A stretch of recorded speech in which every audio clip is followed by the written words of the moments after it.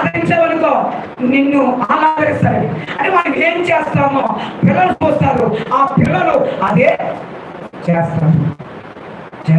దేవుడికి స్తోత్రం చెప్పండి. హల్లెలూయా, హల్లెలూయా. కనుక దేవుడు అంటున్నాడు ఇక్కడ, నువ్వు క్షేమంగా ఉండాలంటే, నీ కుటుంబం క్షేమంగా ఉండాలంటే మొట్టమొదటిగా తల్లిని తండ్రిని ఏం చేయాలి? సన్మానించాలి. రెండవ మాట చదువు ఒకసారి. యోబు గ్రంథము 42వ అధ్యాయం చదువుకోండి. త్వరగా నాకు టైం అయిపోతుంది. మరియు యోబు తన స్నేహితుల నిమిత్తం ప్రార్థన చేసినప్పుడు యెహోవా అతని క్షేమ స్థితిని మరలా అతనికి దయచేసేను. మరియు యోబునకు రెండంతల అధికముగా దయచేసేను. దేవునికి స్తోత్రం చెప్పండి. ఇక్కడ ఒక భక్తుడు కనపడతారు యోబు గారు. అతనికి కలిగిన అంతటినీ కూడా పోగొట్టేసుకున్నాడు, సమస్తము కోల్పోయాడు. స్నేహితులు నిందించారు, అవమానపరిచారు. భార్య నిందించింది, అవమానపరిచింది. ఎవరు నిందించినా, ఎవరు అవమానపరిచినా, ఎవరు హింసించినా, ఎవరు దూషించినా, ఎవరు ఏమన్నా కూడా ఈ యోబుకున్నటువంటి ఒక మంచి లక్ష్యం ఏంటంటే ఆ యొక్క గద్దించిన వారి కోసం, ఆ యొక్క నిందించిన వారి కోసం, అవమానపరిచిన వారి కోసం, ఆ తిట్టిన వారి కోసం వారు క్షేమంగా ఉండాలి, వాళ్ళ బిడ్డలు క్షేమంగా ఉండాలి, వాళ్ళ కుటుంబాలు క్షేమంగా ఉండాలని వారి వరకు ఏం చేసేవాడు అంటాడు? ఏం చేసేవాడు?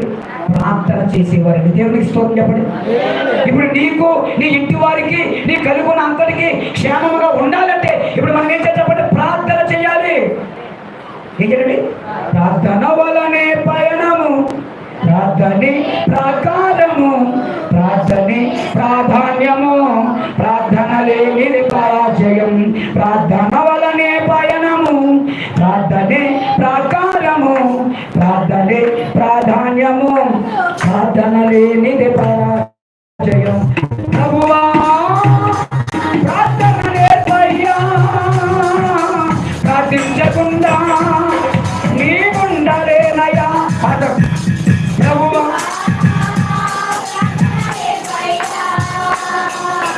ప్రార్థించకుండా నీవుండలేనయ్యా, నీ పాదాలు తడపకుండా నా పయనం సాగదయా, నీ పాదాలు తడపకుండా నా పయనం సాగదయా.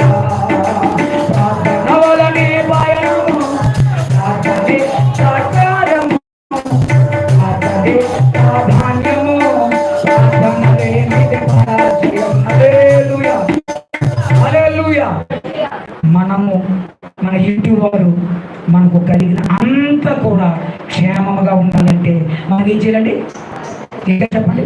ప్రార్థన చెయ్యాలండి. ప్రార్థన చేసేవారే ఎలా ఉంటారండి?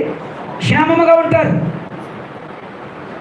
ఈ నెలలో మనకి 15, 16, 17, 18 తారీఖులు ఏమున్నాయండి? ఉపవాస ప్రార్థనలు.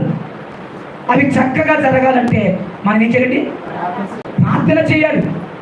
అవి ఆశీర్వాదకరంగా జరగాలంటే ప్రార్థన చేయాలి. రాబోతున్న భక్తుల కోసం ప్రార్థన చేయాలి, విశ్వాసుల కోసం ప్రార్థన, వాతావరణం కోసం ప్రార్థన చేయాలి, ఆర్థిక అవసరాల కొరకు మనం ఏమండి ప్రార్థన చేయాలండి. ప్రార్థన చేయాలండి. కనుక యోబు ఎప్పుడైతే తన స్నేహితుల నిమిత్తం ప్రార్థన చేశాడో మరలా అతడు తన క్షేమ స్థితిని పొందుకున్నాడు. రెండంతల ఆశీర్వాదం ఆయన పొందుకున్నాడు. కోల్పోయినవన్నీ కూడా మళ్ళీ తిరిగి ఆయన సంపాదించుకున్నట్లుగా దేవుని యొక్క వాక్యాన్ని మనం చూస్తున్నామండి. దేవునికి స్తోత్రం. హల్లెలూయా, హల్లెలూయా. ఎందుకంటే ప్రార్థన అంటే మొట్టమొదటిగా దారి చూపిస్తానంటండి. ప్రార్థన కదండి. ప్రార్థన ఎవరైతే చేస్తారో వారికి దేవుడు దారి చూపిస్తాడండి, మార్గం చూపిస్తాడండి,